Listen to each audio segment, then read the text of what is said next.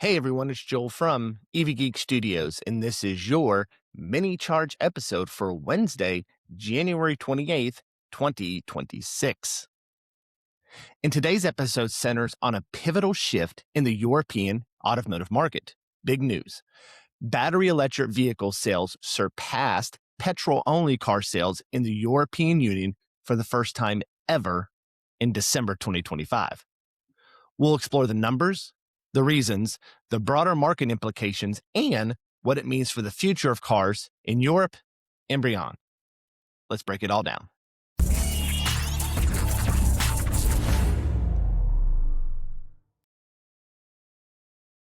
So let's start with the headline figures, since that's what everyone wants to know.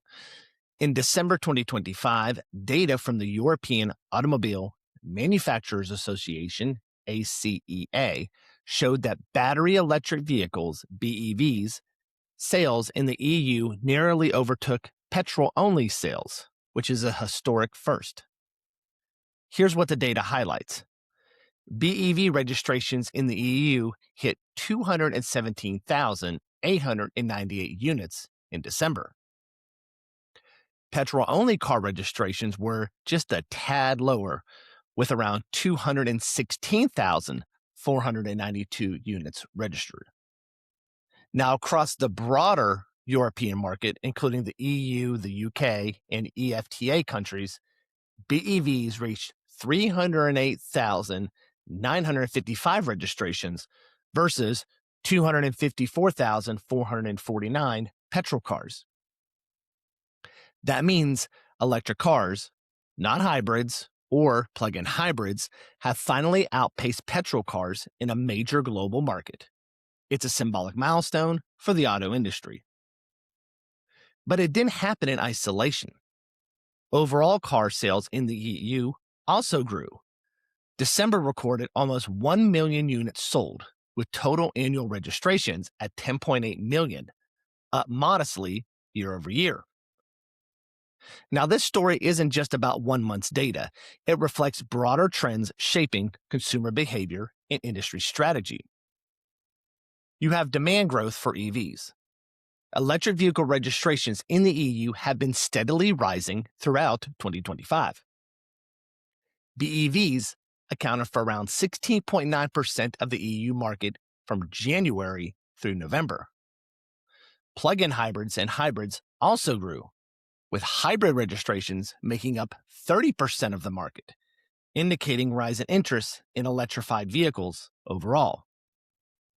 Combined, electrified cars, battery, plug-in hybrid, and hybrid accounted for about 67% of December registrations, up from 57.8% in the same month a year ago.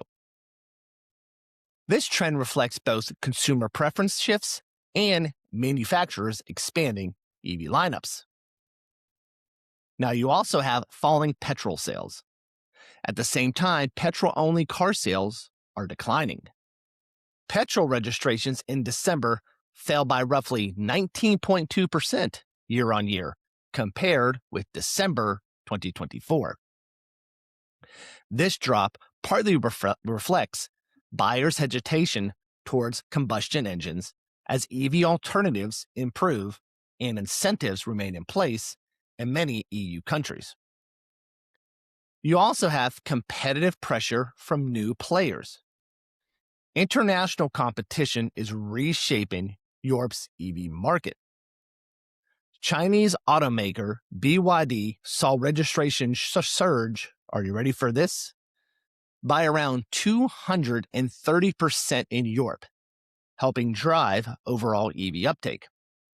Meanwhile, Tesla's European registrations reportedly fell by over 20% in the same period, as rivals captured more market share.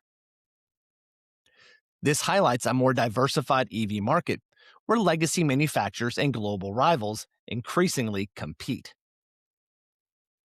Now let's dive deeper into the regional and policy dynamics that are going on. First, you have varying national trends. Different European countries are experiencing electrification at different paces. Germany has been one of the fastest growing markets for battery and plug-in hybrids in the EU. Other markets like Denmark, the Netherlands, and Nordic countries have had high EV adoption rates, often above 20% market share.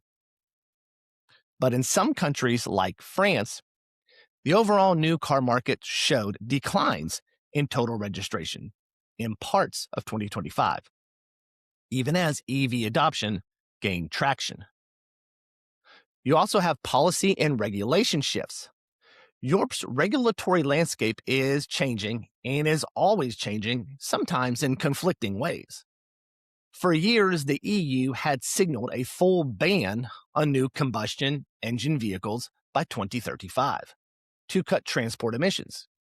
But late in 2025, EU policymakers considered softening that stance, proposing a 90% zero emission target instead of 100%, citing industry concerns and competitive pressures. At the same time, member states and regional governments are pushing purchase incentive subsidies and tax breaks for EVs to boost uptake, especially for small and affordable models. Now, this policy mix, sometimes contradictory, reflects the tension between climate goals and industry competitiveness. The landscape is also shifting for car manufacturers. Traditional OEMs like European giants Volkswagen, Stellantis, BMW, and Renault reported higher EV registrations in the latest figures. This shows legacy companies are finally competing seriously in the electric segment, even as they navigate tighter margins and technology transitions. You also have China. Companies like BYD and Geely are rapidly gaining traction. Their aggressive pricing and broad EV portfolios are attracting European customers and pressuring incumbents.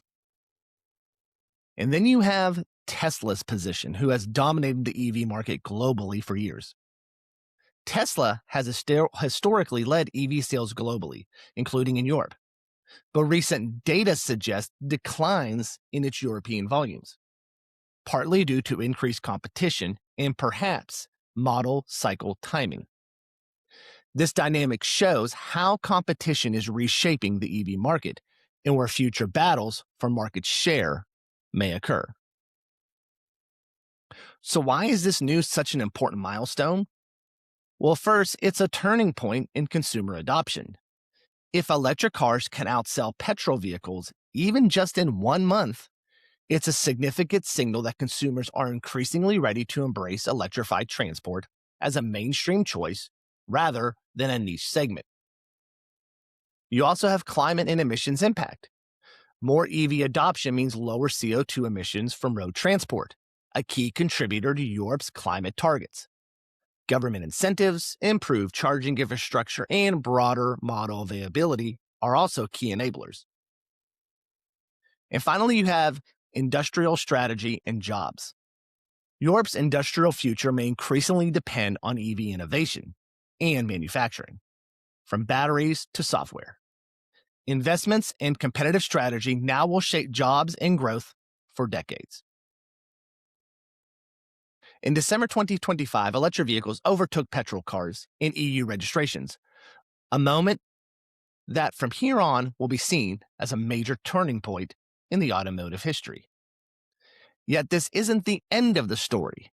It's a start of a new chapter.